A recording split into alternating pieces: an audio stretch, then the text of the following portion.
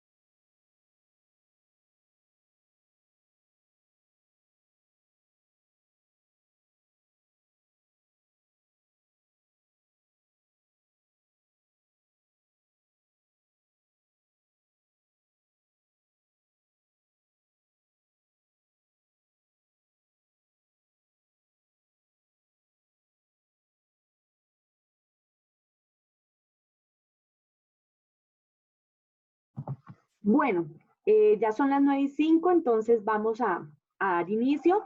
Nuevamente, muy buenos días para todos, para quienes acaban de llegar. Bienvenidos a esta sesión de clase. Hoy vamos a hablar sobre cómo Colombia se ha venido insertando en el contexto global y para ello se hace necesario que revisemos cuáles han sido los ejes frente a los cuales ha girado la política exterior del país en los últimos 8 años, 10 años. Antes de dar inicio al tema, quiero decirles que voy a dejar un quiz de repaso, como se los había anunciado la clase pasada. Lo voy a dejar en la semana 15 para que pues tengamos esa segunda nota como actividad complementaria. Es decir, que tendríamos 2 notas, la del taller sobre seguridad internacional y el quiz de repaso. En 8 días tendríamos el parcial final. Nos vemos igual aquí a las 9 de la mañana para darles las orientaciones al respecto.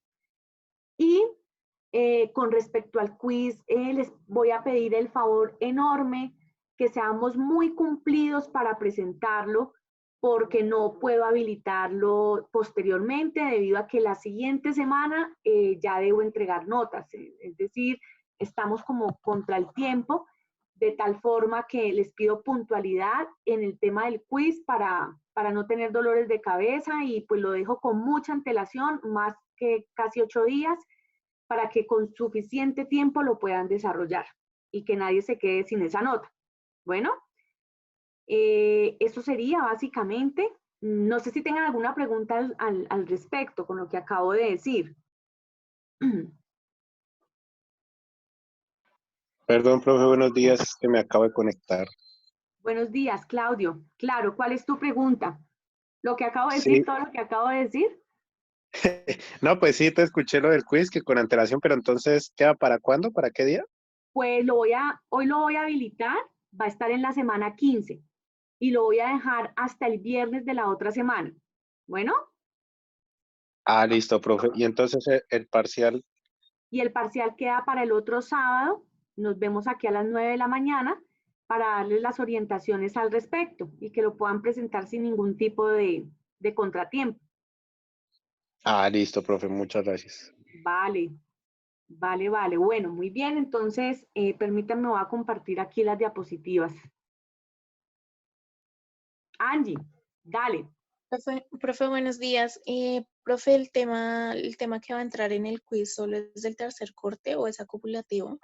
No, son los temas del tercer corte. El parcial final sí es de todos los temas que hemos visto.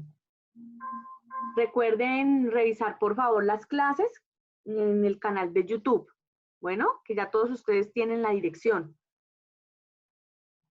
Listo, profe, gracias. Bueno, muchachos, muy bien.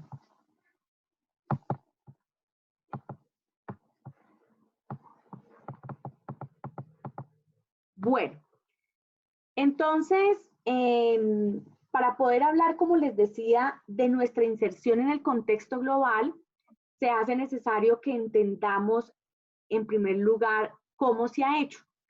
Y la forma de hacerlo ha sido tomando decisiones en materia de política exterior. Pero lo primero que hay que hacer antes de iniciar este tema es definir qué es una política exterior para que todos estemos debidamente sintonizados con el tema.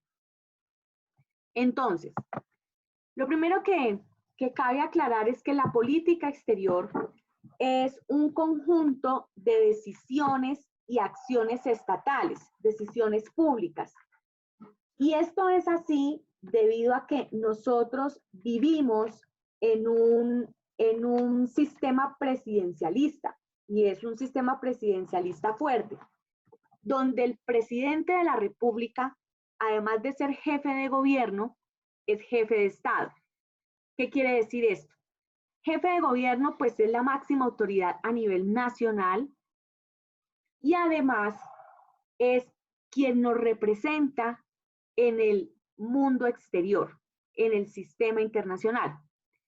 Entonces, todas las decisiones que se tomen son decisiones de carácter público porque quien las toma es él y quien las ejecuta es el canciller y los embajadores y cónsules que tienen representación en los países donde nos interesa tener una relación mucho más estrecha. Se supone que todas estas decisiones de política exterior se deben consensuar a nivel nacional y eso se hace en las etapas de la formulación del plan de desarrollo. El plan de desarrollo tiene una etapa diametralmente participativa y es ahí donde se concerta cómo vamos a relacionarnos con el mundo exterior. Eso en primer lugar. En segundo lugar, la política exterior de un país tiene unos principios claros, es decir, se pone en ejecución bajo unos principios sólidos. ¿Qué tipo de principios?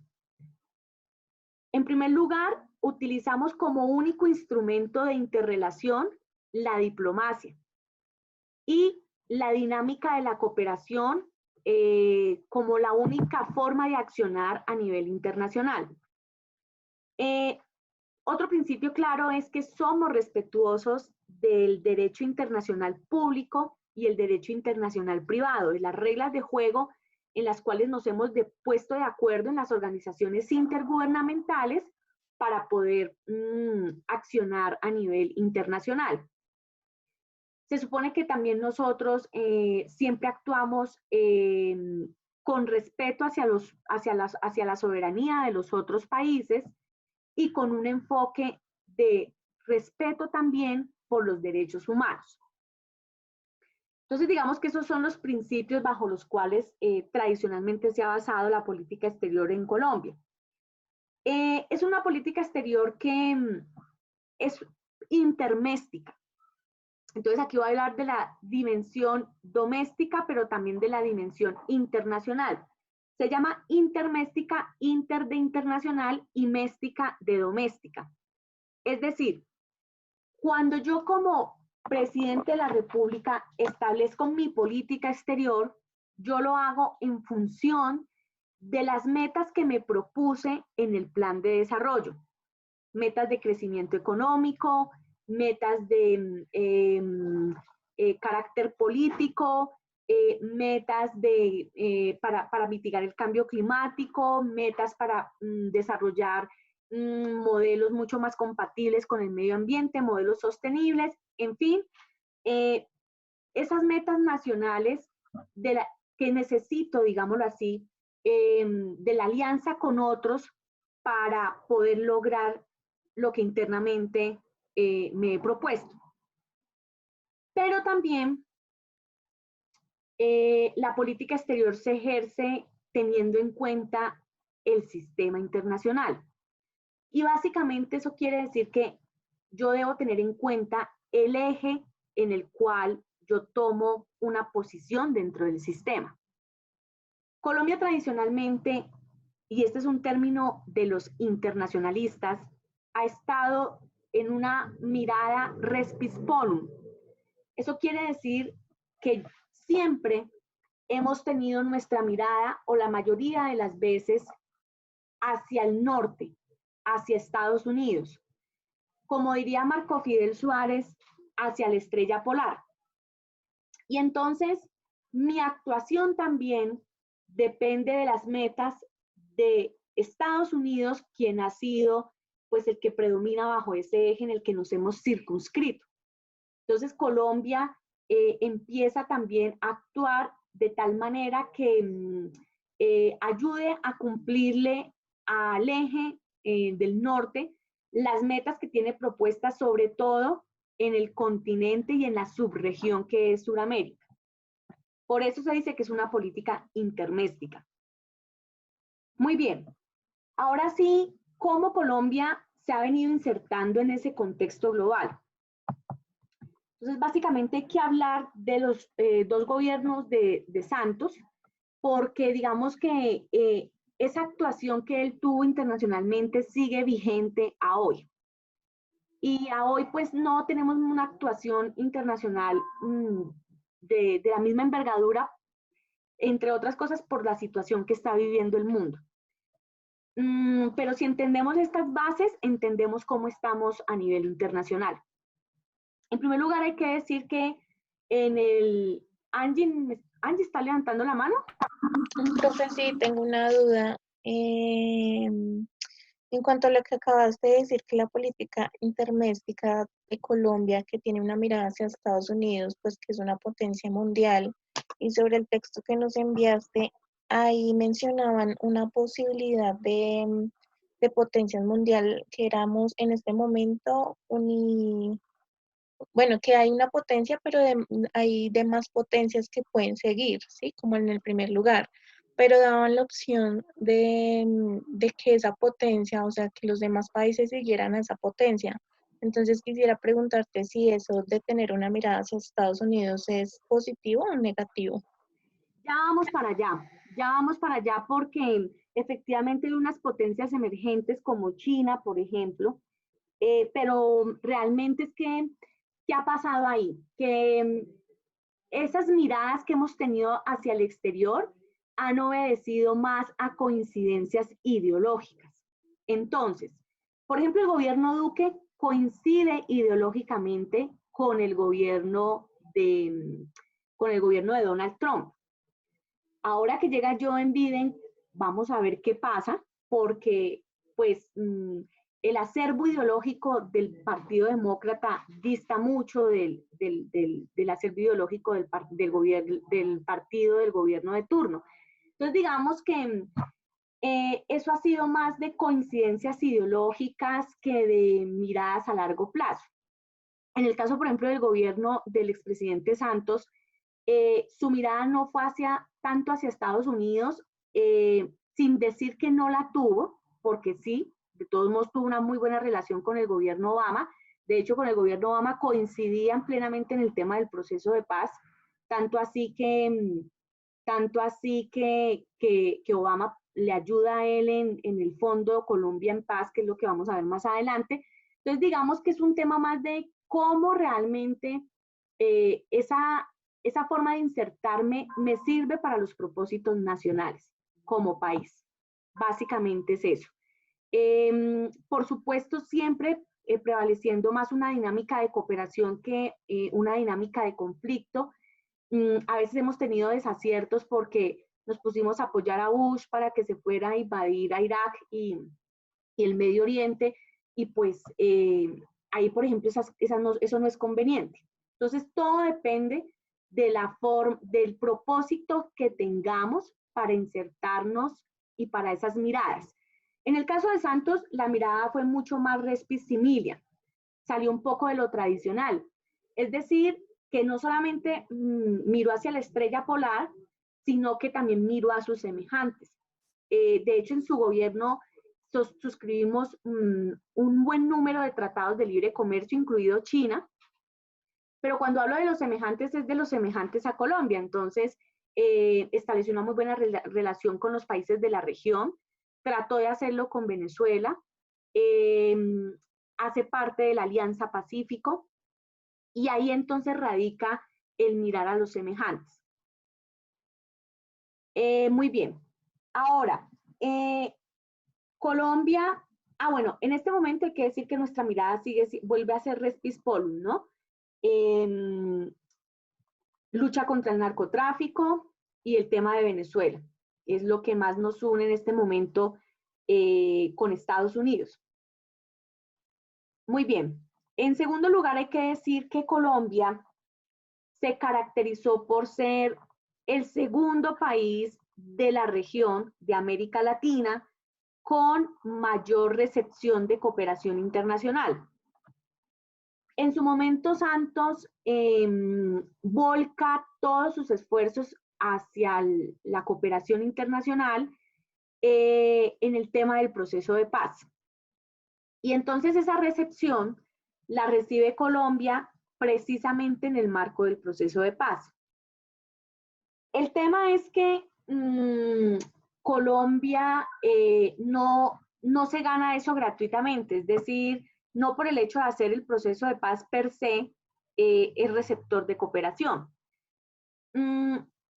Colombia venía haciendo unos esfuerzos ingentes por ser parte de una organización internacional llamada Organización para la Cooperación y el Desarrollo Económico, OCDE.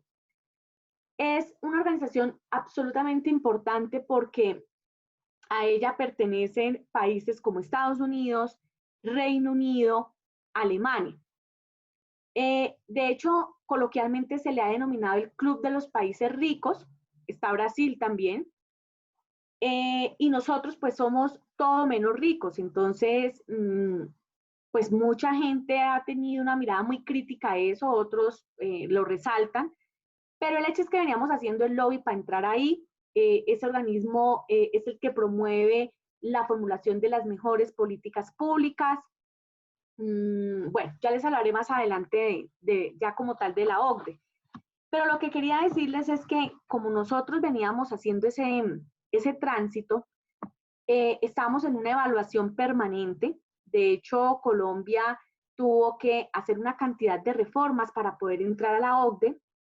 Y en esa mirada que nos tenía esta organización, logramos ser calificados en el año 2012 como un país de renta media alta.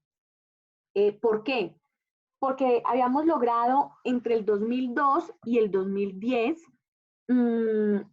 hacer crecer el PIB a un 3,95%. Habíamos crecido en sectores como el minero, el petrolero, el financiero y el textil.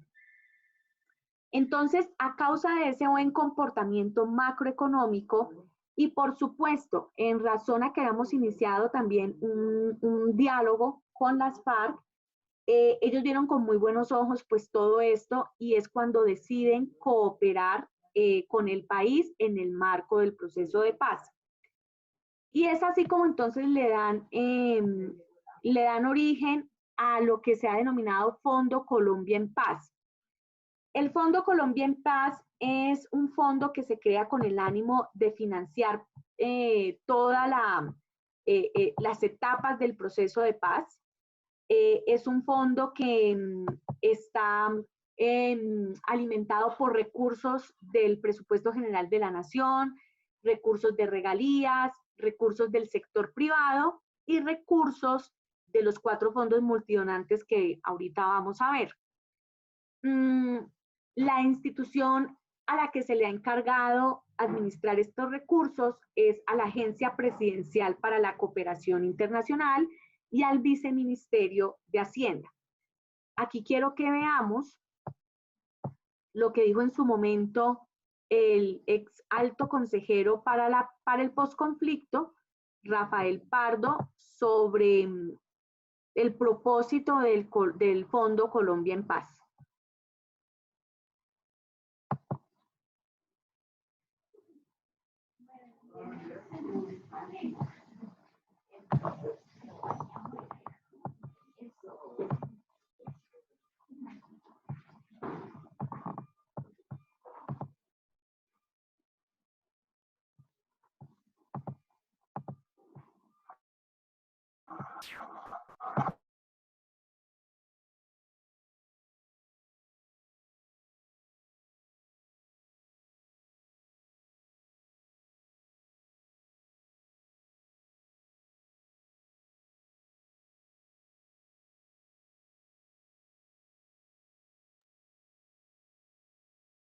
El presidente Juan Manuel Santos ha firmado un decreto ley que da estructura a lo que se llama el Fondo Colombia en Paz. ¿Qué es el Fondo Colombia en Paz? Es un mecanismo, un fondo del gobierno, de la Presidencia de la República, que va a recibir recursos de presupuesto nacional, recursos del Sistema General de Regalías, recursos privados y recursos de cooperación internacional para poder financiar o cofinanciar distintos proyectos relacionados con la ejecución o implementación del acuerdo de paz y todo el proceso de posconflicto. Este fondo es muy importante, no va a manejar todos los recursos de implementación de la paz, pues gran mayoría de esos recursos son programas que van a ejecutar ministerios y entidades del gobierno, principalmente nacionales, pero en concurrencia también con entidades departamentales o municipales, según sea el caso, pero este fondo va a tener, digamos, una gran agilidad, una gran transparencia. La Contraloría ha decidido establecer un mecanismo de verificación y de vigilancia especial. Se van a crear además veedurías ciudadanas para los proyectos que haga este fondo y se va a contratar a una firma de las mejores del país, nacional o internacional, una firma auditora que pueda decirle a los colombianos que cada centavo del Fondo Colombia en Paz va a ser bien invertido en los propósitos en que se tiene y en el desarrollo de la paz en Colombia.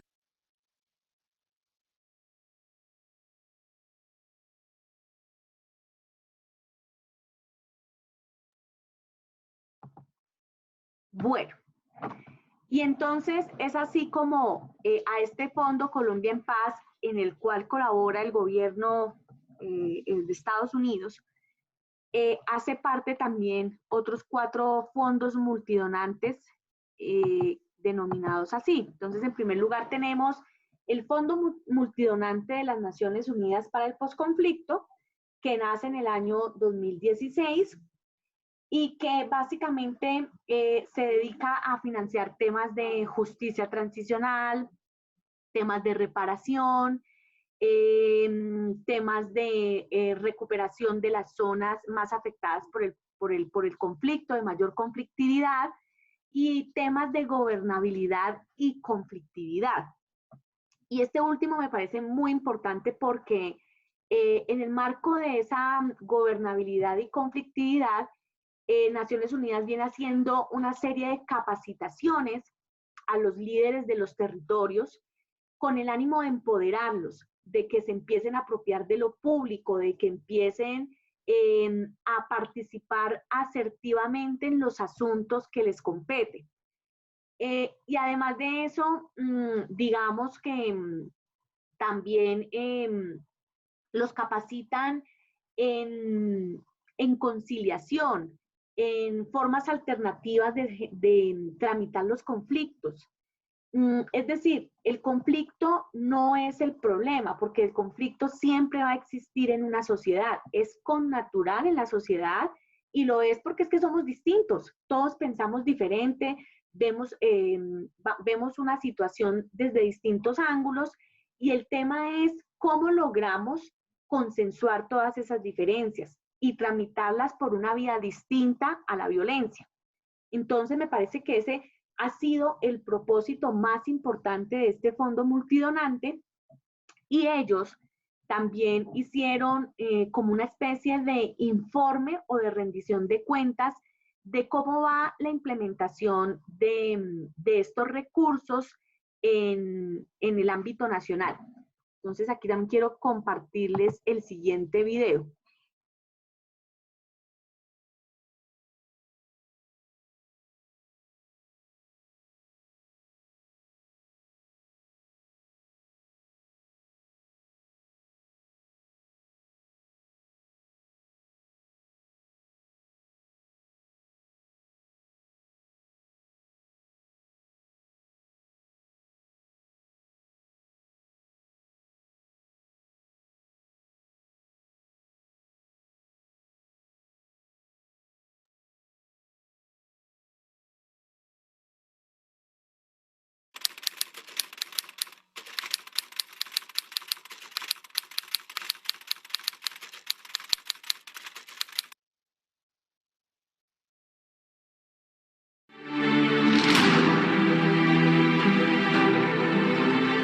Great changes are taking place in Colombia.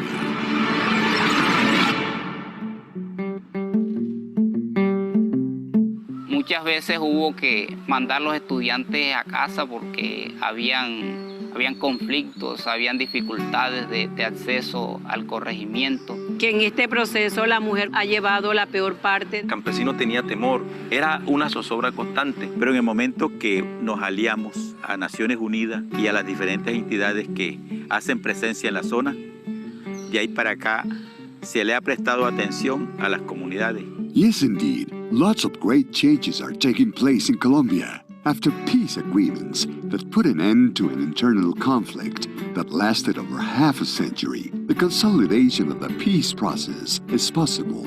Nowadays, the country is moving on a new path, a path of hope, change, and peace. Under a government strategy supported by international cooperation, the state of Colombia is now strengthening its presence in historically vulnerable territories with a mechanism such as the United Nations Post-Conflict Multi-Partner Trust Fund for Colombia. It has been possible to establish a rapid response strategy in these prioritized territories. The fund articulates and coordinates initiatives and investment in peace actions between government entities, international cooperation, and the United Nations system in Colombia, in accordance with the priorities established. Entonces, como una de las grandes debilidades era el fortalecimiento del autogobierno propio, le apuntamos a eso. Pedagogía de acuerdo de paz, que ha sido muy nula en nuestro municipio. Lo hicimos también en la parte de defensa de la mujer, enfoque de género. Comenzamos a apuntarle al punto 1, que es la tenencia de la tierra por el campesino. Y ahí en esa reunión vimos a bien los que fuimos de la comunidad focalizar lo que tenía que ver con la escuela. The Presidential Agency for International Cooperation of Colombia, APC Colombia, manages and guides the international cooperation according to the key government priorities defined by institutions such as the High Counselor for Post-Conflict and the Office of the High Commissioner for Peace. Con estos recursos nosotros logramos, además de aportar algo, una semilla para la paz, logramos también fortalecernos nosotros como organización. Entonces, primero ha sido fortalecer esa confianza interna. Lo segundo sería que esa intervención es llevarnos a confiar en que organizadamente podemos hacer muchas cosas. Nos hemos desplazado hasta la comunidad buscando fortalecer y empoderar no solamente a los hombres, sino también a las mujeres en los temas de posconflicto. Muchos niños decían, estas eran las condiciones en las que nosotros merecemos estudiar. This kind of experiences are replicated in most of the regions of Colombia, and they have been pivotal for speeding up stabilization and early peace-building actions, supporting victims nationwide. Esos niños van a ser unos niños empoderados de esa institución educativa, con mejor conocimiento, con sitios de recreación y totalmente alejados de cualquier tipo de conflicto. Eso también hace que el progreso y el desarrollo llegue a nuestro municipio. Indeed, promoting peace and development in the regions is a fundamental task that demands the commitment of nations and cooperation agencies. Now, the main objective is to consolidate peace. The Colombian government and its institutions work tirelessly to ensure that the resources from the international cooperation are invested in peace-building programs for Colombia and its victims. Sentimos esperanza, sentimos un nuevo aire de paz, de reconciliación. Ya la mayoría de los jóvenes se están dedicando a estudiar. Anteriormente no, los estudiantes me decían, profe, ¿para qué voy a estudiar si yo tengo tantas hectáreas de coca? Empezamos a crecer esa idea de empoderamiento, de participación y lucha de la mujer. Ellos sienten que por fin está llegando el Estado. Nuestra etnia otra vez está renaciendo y fortaleciendo cada día más, que es lo que de pronto necesitamos.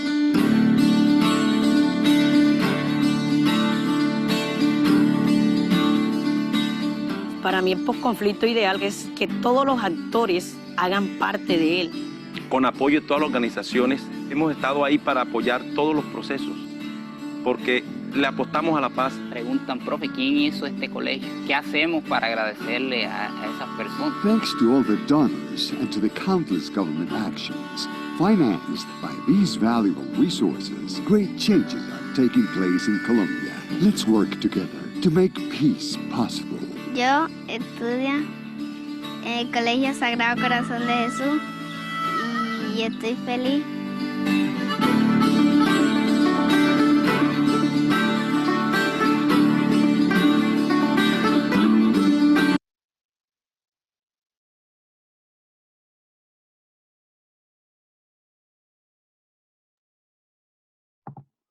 Bueno, el otro fondo es el Fondo de la Unión Europea. Ese fondo nace en el año 2016. El fondo nace con el objetivo de, sobre todo, de mitigar la pobreza rural. También con el objetivo de ayudar para la rehabilitación socioeconómica de los territorios más afectados. Y digamos que han tenido muy buenos resultados en lo que llevan de ejecución. Hay una entrevista muy interesante que le hacen al director de la Unión Europea. Permítanme un momento, veo si se las puedo compartir, para que la vean, por supuesto, cuando tengan el tiempo, porque es una entrevista bastante larga, pero que explica con mucha claridad cómo la Unión Europea ha logrado resultados interesantes en desarrollo rural, en cómo han fomentado la presencia del Estado precisamente en estos territorios, en cómo han venido apoyando la reincorporación económica y social, sobre todo de los excombatientes de las FARC. Espérenme y les copio el link para que lo puedan ver.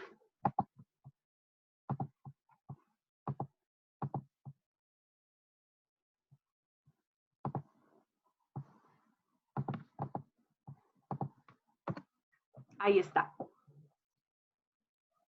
Muy bien. Bueno. El siguiente fondo, ay, no, ya les comparto.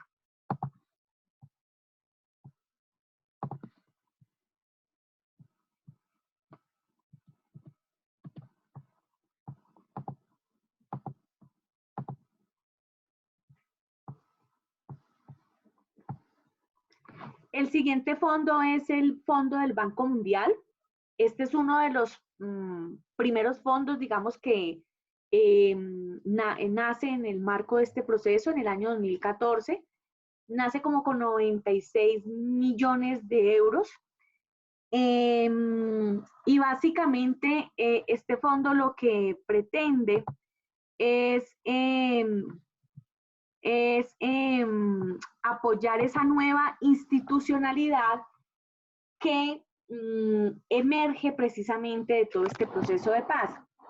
Entonces, no solamente pues financia las actividades preparatorias del proceso de paz, sino también se reservan unos recursos para apoyar esa nueva institucionalidad, como por ejemplo la Jurisdicción Especial para la Paz, la Comisión de la Verdad, la Unidad de Búsqueda de Personas Desaparecidas y otras tantas que han venido emergiendo de este proceso. Y por último, tenemos el Fondo Colombia Sostenible del Banco Interamericano de Desarrollo.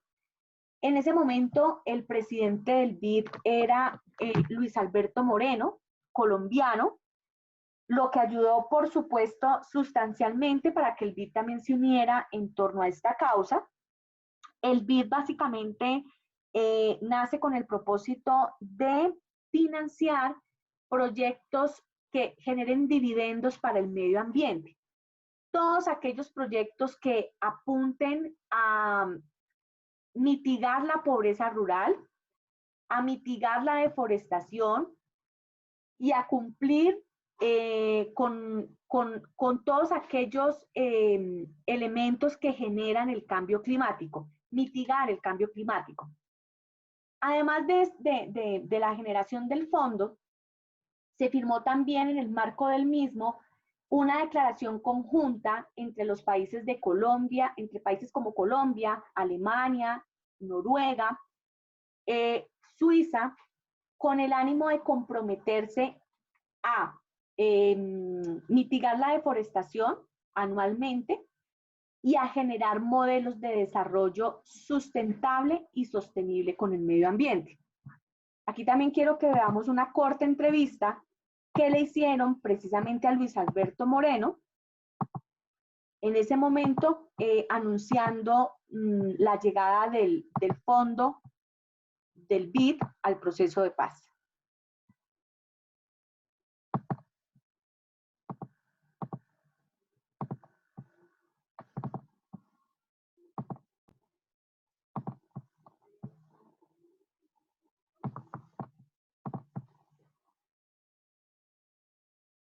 Al término de su intervención en el Congreso Andesco que se llevó a cabo en Cartagena, el presidente del Banco Interamericano de Desarrollo aseguró que trabajan en la creación de un fondo para Colombia en el posconflicto. Este fondo que llamamos Colombia Sostenible va a tener una contribución del gobierno colombiano de $100 millones a través de un crédito del BID y recursos que provienen de Alemania, de Noruega, de Suiza y otros países, y el cierre inicial de este fondo va a estar en torno a $200 millones, y la meta nuestra es que llegue finalmente a $500 millones en los próximos, en un periodo de 7 años. Se refirió además a la polarización del país en torno a la paz, tema que para él es preocupante. A mí me preocupa la división que veo en Colombia cada vez que vengo pareciera que la división se acentúa y como país parece que todo lo negativo es lo que se vuelve interesante políticamente y cuando eso pasa empieza uno a perder el rumbo. Por su parte el vicepresidente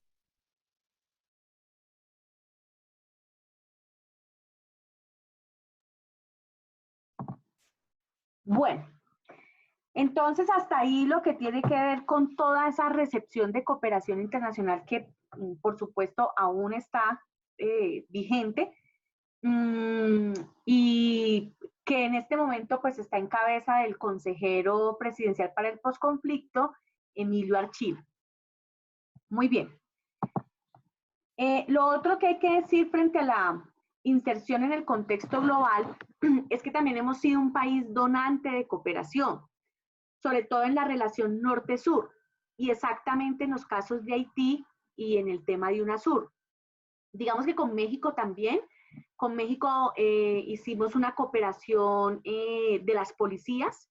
Nuestra policía fue a México a enseñarle a la policía mexicana cómo ellos ejecutaban la política de lucha contra las drogas o contra el narcotráfico. Pero en el caso de Haití, fue mucho más relevante porque Haití pues sufrió un terremoto devastador. Colombia pues fue de los primeros países que llegó con ayuda humanitaria a Haití, en buques de la Armada, con expertos en infraestructura para contribuir pues a la reconstrucción como tal del país, y también llegó con presencia policial en el marco de la misión de estabilización de la ONU.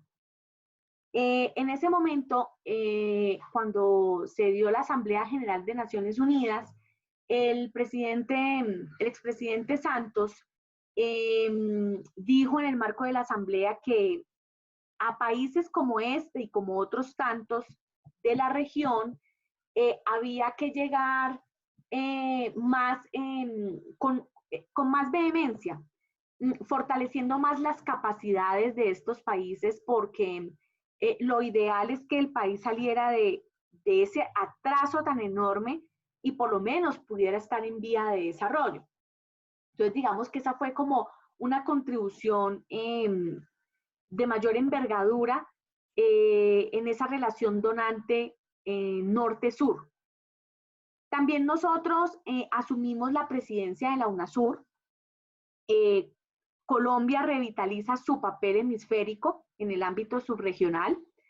Había una polarización enorme, como siempre la ha habido, y entonces es cuando el expresidente Ernesto Samper lo candidatizan y es nombrado presidente de la UNASUR, con el ánimo pues de revitalizar ese organismo subregional y que lográramos pues mayores acuerdos en lo político, en lo económico, que representara un mayor bienestar para la región.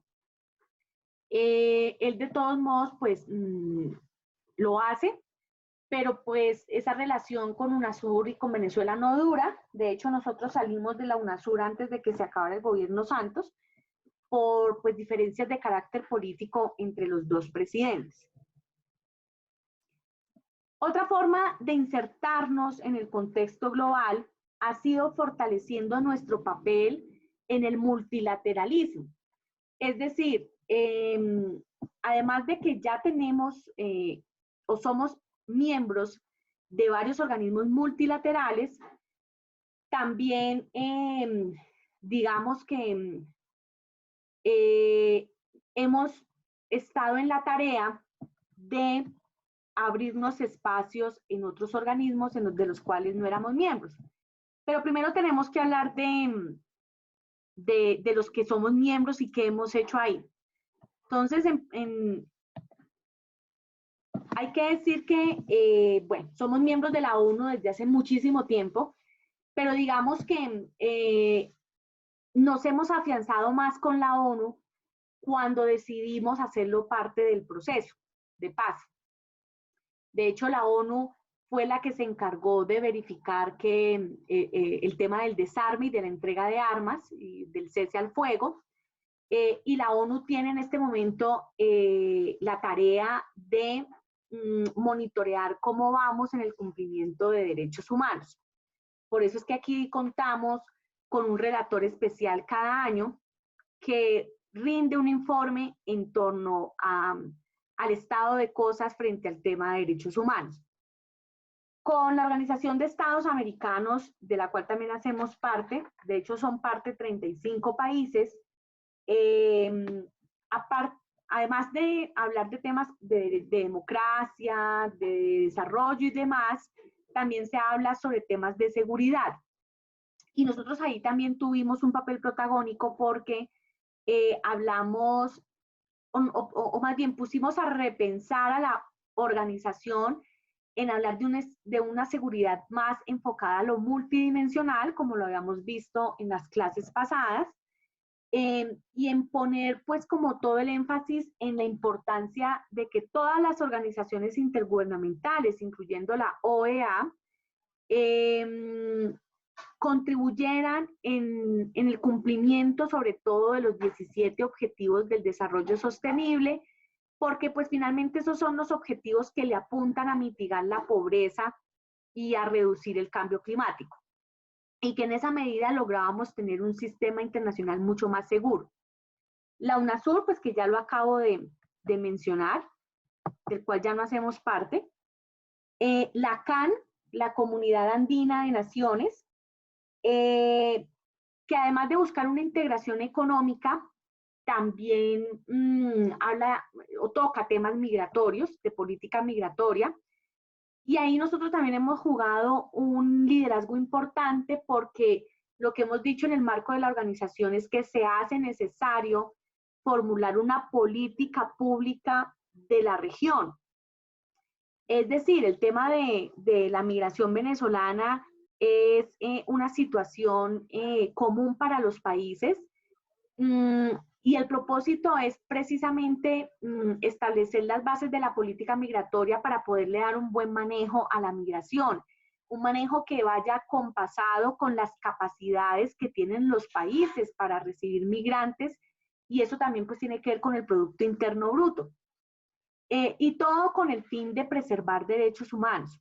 Básicamente es el objetivo de trabajar en una política migratoria de carácter regional.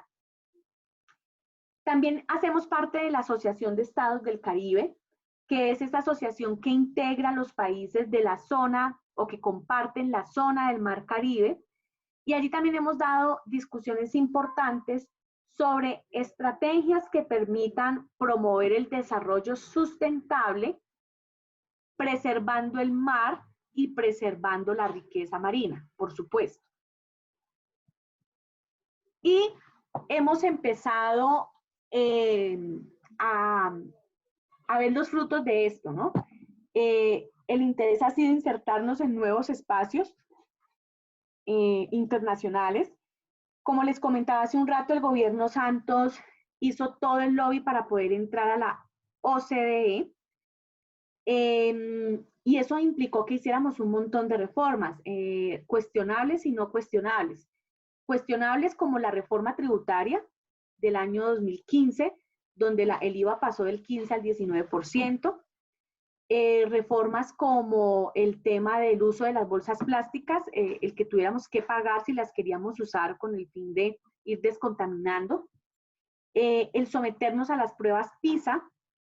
Las pruebas PISA son lideradas por la OCDE, las cuales miden la calidad de la educación en el país, qué tanto tenemos competencias en términos ciudadanos y en términos de ciencias duras o ciencias exactas.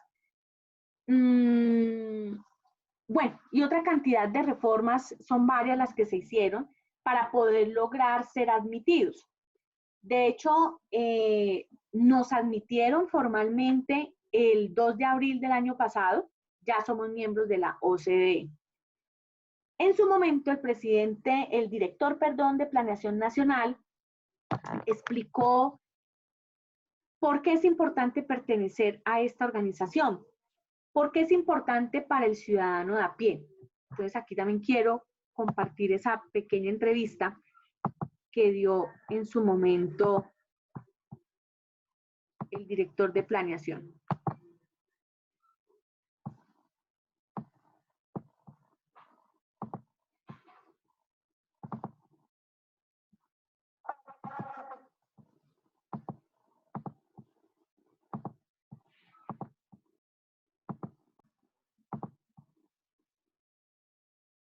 Tema invitamos al director de Planeación Nacional, Luis Fernando Mejía. Buenos días, director. Muy buenos días, Silvia. Un especial saludo para ti, para Iván, para Lucho y para todos los televidentes. Muchas gracias, señor. ¿Qué significa para nosotros, los ciudadanos de a pie, que Colombia haya ingresado a este grupo tan importante de países?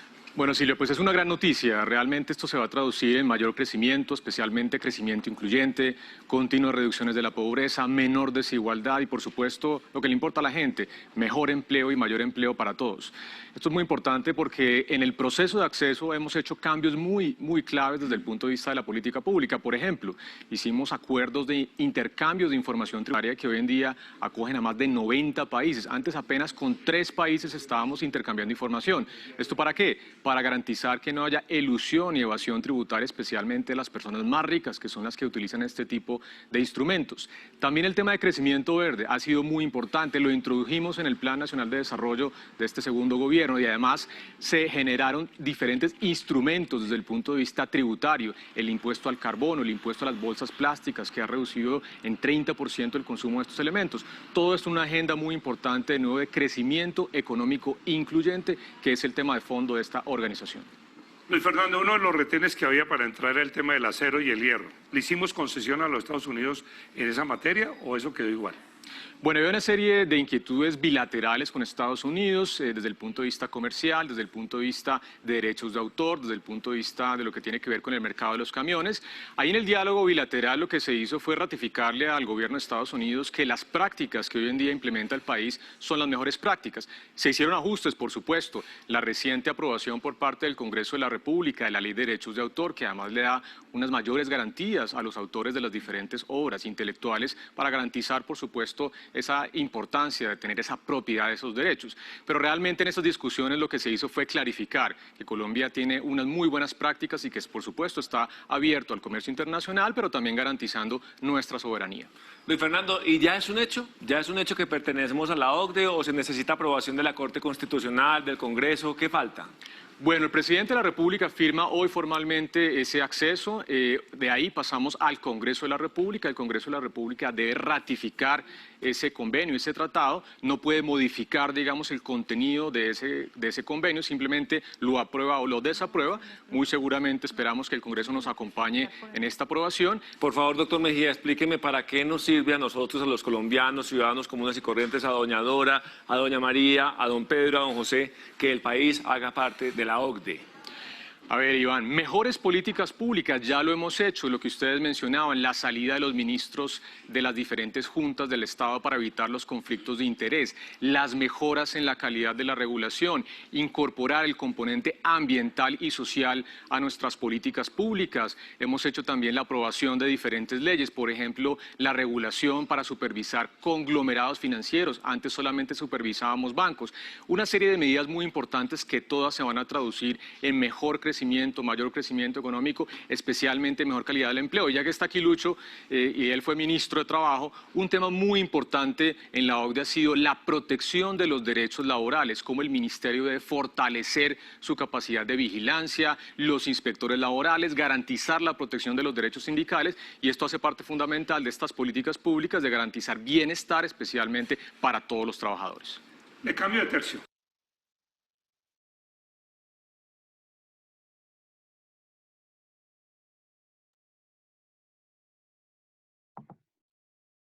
Bueno, y por último, nosotros también estuvimos haciendo lobby para ser parte de APEC. Esto quiere decir Alianza Asia-Pacífico. Fuimos invitados, de hecho, al foro en el año 2016, si no estoy mal, 2016-2017. Este es una organización que alberga 21 países, que concentra el 56% de la producción mundial. Nos permite, por supuesto, nos permitiría tener acceso a más mercados.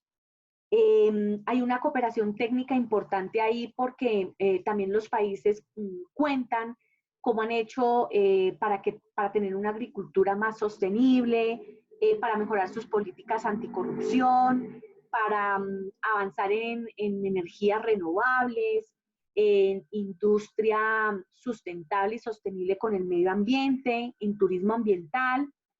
Entonces, aquí también quiero que veamos, para ir finalizando, lo que dijo en su momento el gobierno Santos cuando fue invitado a este foro.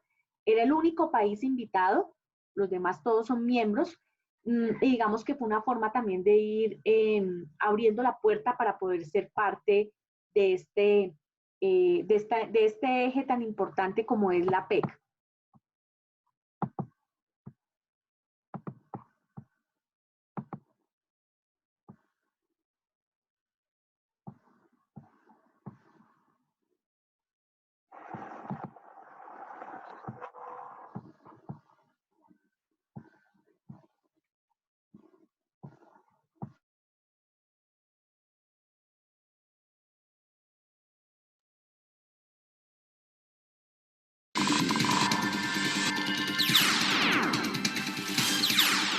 Hola, bienvenidos al sistema informativo del gobierno.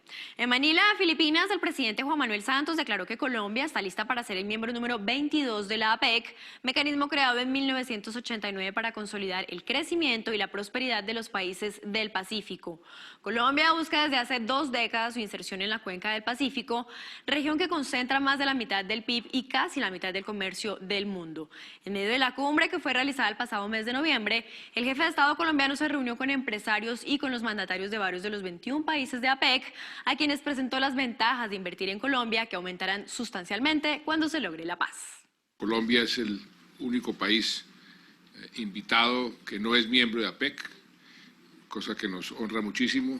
Nosotros hemos querido entrar a ser parte oficial de APEC desde hace mucho tiempo, y el hecho de que nos hayan invitado a esta cumbre pues nos da una señal muy positiva de que cuando se levante la moratoria, efectivamente Colombia podrá ser parte oficial de APEC. Durante su estadía en la capital filipina, el presidente Santos tuvo encuentros bilaterales con los presidentes de Filipinas, Estados Unidos, China, Chile y Vietnam. El presidente de China, ahí le pedimos específicamente apoyo para el mandato que el Consejo de Seguridad debe dar para monitorear y verificar el cese al fuego. Me dijo que haría todo lo que fuera necesario para que ese mandato se diera. También se reunió con los primeros ministros de la Federación Rusa, Nueva Zelanda, Tailandia, Malasia y Singapur. Asimismo, el presidente de Colombia asistió a la cumbre de APEC, donde lideró un panel sobre la innovación y el emprendimiento. Además, encabezó un encuentro con 70 empresarios asiáticos para analizar oportunidades de negocios en Colombia. Tenemos unas reglas muy atractivas, un entorno muy atractivo, con el fin de estimular la inversión extranjera. ¿En qué sectores? En cualquier sector, en todos. Tenemos inversiones extranjeras en nuestros petróleo, carbón, sectores minerales que son tradicionales, pero también en nuevos sectores industriales, tecnológicos, sectores en los que nosotros estamos recibiendo a inversores extranjeros. Parte central de la visita presidencial a Filipinas la ocupó el proceso de paz que se desarrolla en Colombia. En Manila, el presidente participó en un diálogo sobre experiencias del proceso de paz con la consejera presidencial para el proceso de paz, Teresita Quintos Deles, y la presidenta del panel negociador del gobierno para las conversaciones con el Frente Moro de Liberación Islámica, Miriam Coronel Ferrer. Al terminar la visita al país del sudeste asiático, el presidente Juan Manuel Santos obtuvo el apoyo unánime de los 5 países miembros del Consejo de Seguridad de la Organización de las Naciones Unidas, ONU, para que ese organismo emita un mandato necesario para monitorear y verificar el cese bilateral del fuego definitivo entre el gobierno y las FARC. Ya hablamos con Francia, ya hablamos con Inglaterra, hablamos con China, Estados Unidos y Rusia, para tener los 5 miembros permanentes. Hablamos también con España, yo hablé con el presidente Rajoy, que es miembro del Consejo de Seguridad, dio su total apoyo, y esto va pues viento en popa, esperando a que podamos acordar con las FARC, dar el mensaje a Naciones Unidas para que Naciones Unidas inicie el proceso. El mandatario habló con los presidentes de Estados Unidos y China y con el primer ministro de Rusia, en tanto que se comunicó con los gobiernos del Reino Unido y de Francia para concretar ese respaldo. El presidente del gobierno español, Mariano Rajoy, se sumó al apoyo. La ampliación de esta noticia en nuestra página web www.presidencia.gov.co.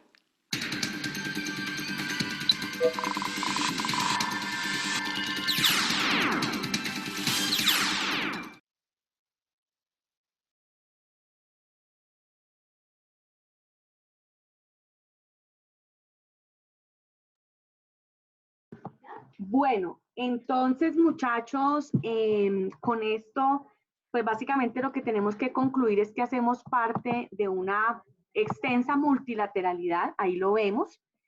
Esto nos ha permitido mejorar nuestra gobernabilidad interna y también tener maniobrabilidad en la gobernanza global.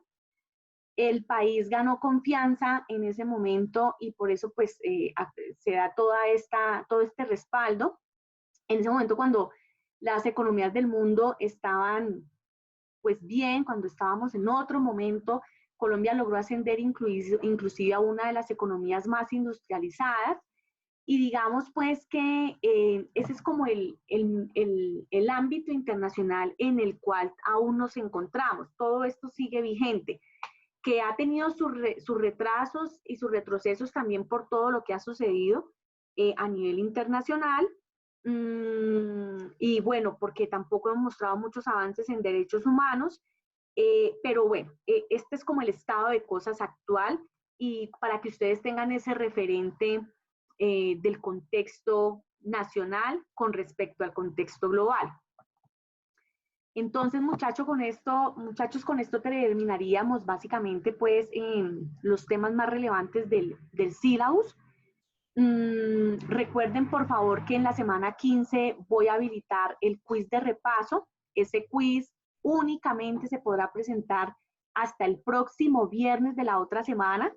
No puedo conceder más ampliaciones, por eso se los digo con el tiempo debido, se los doy lo habilito con los días más numerosos que he podido lograr, para que por favor lo hagamos cumplidísimamente porque yo ya debo reportar notas la otra semana.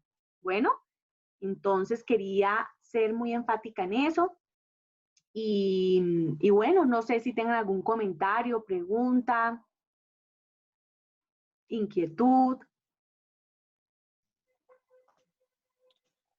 Profe, yo. Andrés. Hola, Andrés. Profe, ¿cómo estás, profe? Es con respecto al trabajo que dejaste. Es que estuve algunos días incapacitado, entonces creo que no lo he presentado aún. Sí, yo lo habilité unos días. Yo he habilitado muchas veces ese trabajo y de hecho ya yo tengo que dar notas hoy. Si lo subes hoy, con mucho gusto, porque yo tengo que calificar hoy todos estos trabajos para poder tener ese consolidado. Listo, profe. ¿En qué semana se encuentra la información, profe? En la semana 11 y te lo habilito hasta la medianoche. Ya si hoy no lo Listo, subes, profe. pues ahí sí, ya lo siento mucho. Listo, profe, gracias. Bueno, Andrés.